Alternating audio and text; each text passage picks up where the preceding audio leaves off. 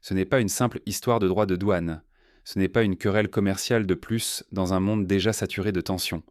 Ce qui se joue ici est plus profond, une épreuve de souveraineté. Depuis plusieurs semaines, Washington brandit l'arme des taxes comme un ultimatum. Le Canada a été menacé de droits de douane à 100%. La Corée du Sud a vu certaines de ses exportations frappées à 25%. Et la France elle-même a été visée par une menace de taxes massives sur ses produits emblématiques vin et champagne. Le message est clair, se conformer ou payer. Mais une question demeure rarement posée dans les grands médias européens. Que se passe-t-il lorsque cette logique atteint l'Afrique ? Que se passe-t-il lorsqu'un pays longtemps En el considéré corazón comme de África périphérique Occidental, refuse de courber les Burkina chines? Faso, Dans ce un contexte país tendu, frecuentemente un nom asociado commence à con circuler caminos bien au-delà de polvorientos Ouagadougou, y una imagen celui d'un persistente de dirigeant qui affirme subdesarrollo, que la dignité se ha nationale convertido en el ne se epicentro négocie de una pas sous la revolución menace. silenciosa, Celui d'un pero homme qui estime que profundamente la souveraineté poderosa. économique n'est No pas se un trata slogan, de un mais une ligne rouge. Sommes-nous en train d'assister à un simple épisode de plus dans la guerre commerciale mondiale ou au premier acte d'un basculement historique? Restez jusqu'au bout, car cette histoire concerne la France, l'Europe et l'avenir de l'équilibre mondial.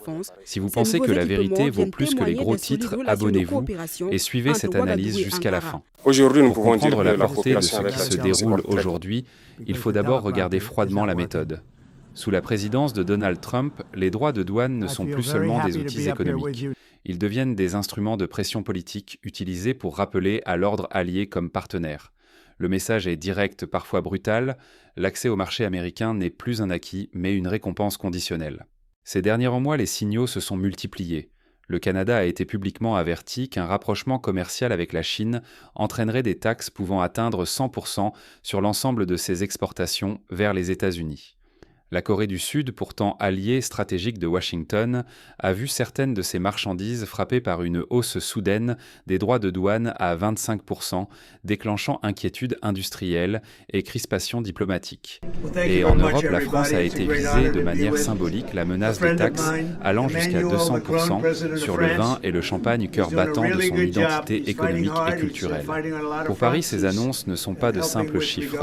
Elles touchent des régions entières, des familles, des traditions transmises depuis des générations. Elle pose surtout une question dérangeante. Jusqu'où un partenaire peut-il aller pour imposer sa ligne politique ? Lorsque la fiscalité devient un levier pour contraindre une décision diplomatique, la frontière entre négociation et chantage se brouille dangereusement. Dans les capitales européennes, la réaction oscille entre prudence et malaise. D'un côté, la crainte d'une escalade commerciale incontrôlable, de l'autre, la conscience croissante qu'accepter ces pressions revient à valider un précédent digne de excellence. Si la France peut être ciblée aujourd'hui, pensez-vous qui sera visée demain, et pour quelles raisons? Et dans ce climat de tension globale, la puissance américaine teste les limites de ses partenaires, le regard commence à se tourner vers d'autres régions. In the heart of Ouagadougou, a city buzzing with dynamic growth and youthful energy, a silent revolution is carving its way through concrete and dust. It's not a towering skyscraper or a grand bridge. It's a catalyst for economic revival and a testament to ecological harmony. It's a bold declaration echoing across West Africa. Burkina Faso will no longer passively await international aid to dictate its destiny. It is powerfully charting its own sovereign path forward. Officiellement, il s'agirait d'un ajustement commercial. En réalité, le message est limpide. Rappeler à un État africain in a nation often underestimated by international media and sidelined in global development discourse, Burkina Faso is quietly undertaking one of its most ambitious and country under economic and security pressure can produce world-class infrastructure. For decades, Burkina-based citizens were told to wait for donors, for the IMF, for the World Bank. But this canal is a bold message. Burkina Faso will wait no more. It builds, it grows, and it dreams on its own terms. Beyond engineering and urban planning, the human impact is perhaps the most touching.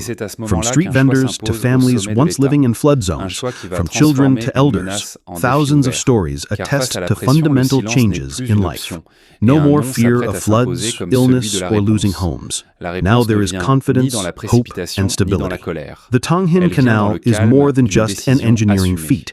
It's a symbol of restoration and dignity. As Phase 2 prepares to launch with deeper channels, greener banks and... lorsque l'intimidation devient la règle.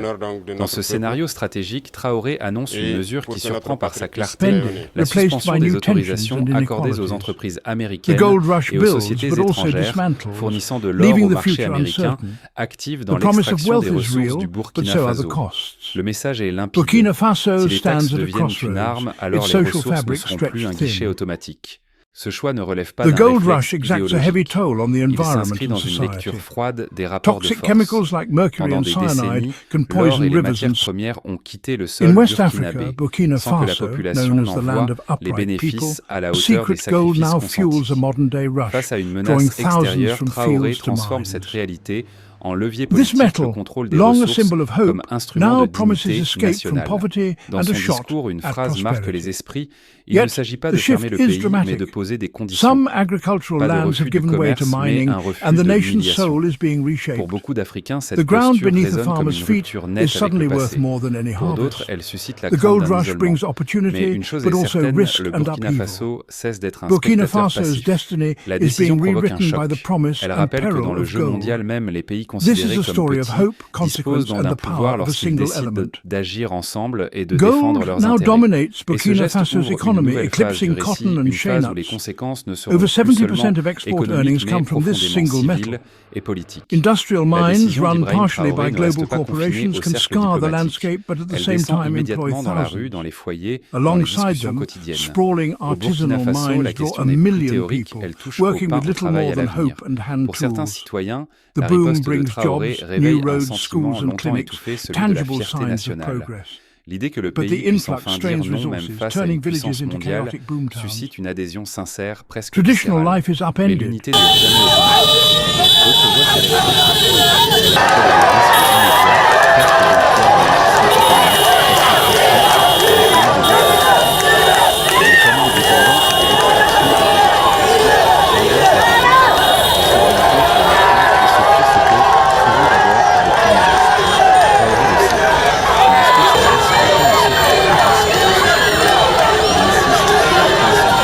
réponses comme avant, n'offrait aucune sécurité durable.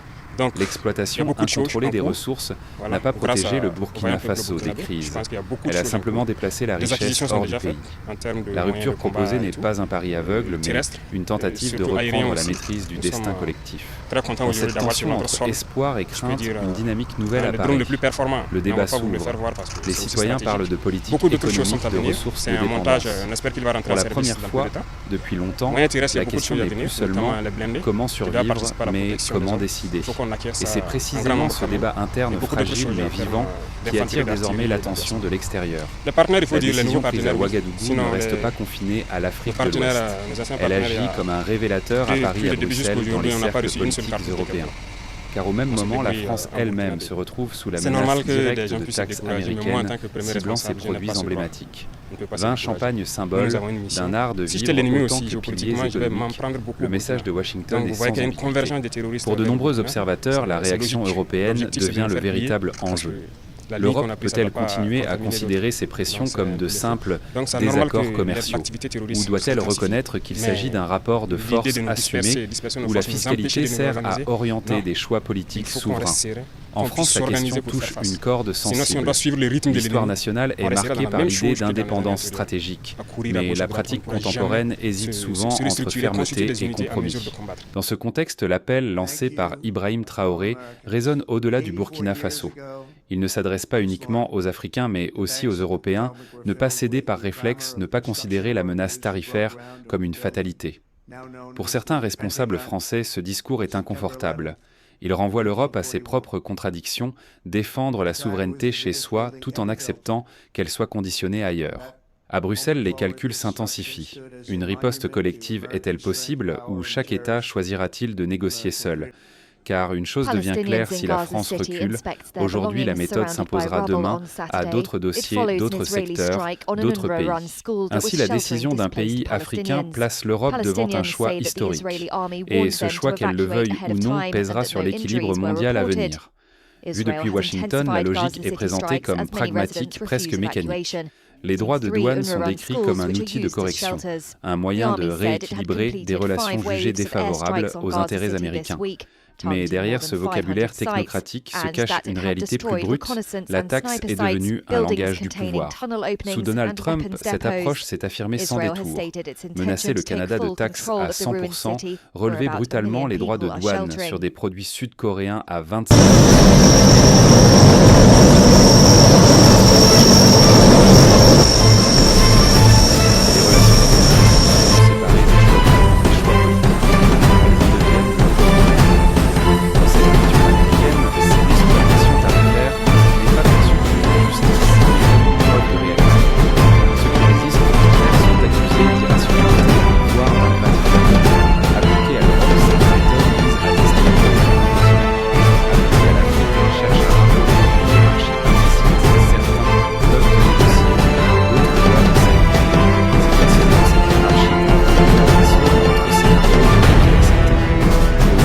La riposte de Ibrahim Traoré n'est pas seulement économique, elle en cause l'idée selon laquelle la puissance commerciale garantit l'obéissance politique. Et lorsque cette certitude vacille, la réaction est car ce qui est en jeu pour les États-Unis dépasse largement le pouvoir commercial, c'est la crédibilité même de la capacité à mesure que l'affrontement se négocie, le reste du monde observe avec une attention croissante. Rester un épisode isolé devient un signal global. Dans les capitales européennes, en Amérique latine, au Moyen-Orient, une même interrogation circule jusqu'où ira l'utilisation des taxes comme outil de domination politique. Pour de nombreux pays, la réaction du Burkina Faso agit comme un précédent. Elle montre qu'il existe une alternative à la résignation silencieuse. Dans les médias internationaux, l'affaire commence à être traitée non plus comme une simple querelle commerciale, mais comme une Africa News majeure révélatrice d'un changement de ton sur le continent. L'Afrique n'apparaît plus seulement comme un espace de compétition entre grandes puissances, mais comme un acteur capable de poser ses propres lignes rouges. Certains gouvernements y voient une source d'inspiration prudente, d'autres, une prise de risque dangereuse. Les marchés, eux, oscillent entre nervosité et recalibrage. Mais une chose est indéniable, le nom d'Ibrahim Traoré circule désormais bien au-delà de l'Afrique de l'Ouest. Il est associé à une idée simple mais lourde de conséquences, la souveraineté ne se négocie pas sous la menace. Dans ce contexte, la question n'est plus seulement de savoir si les États-Unis maintiendront ou non leur pression.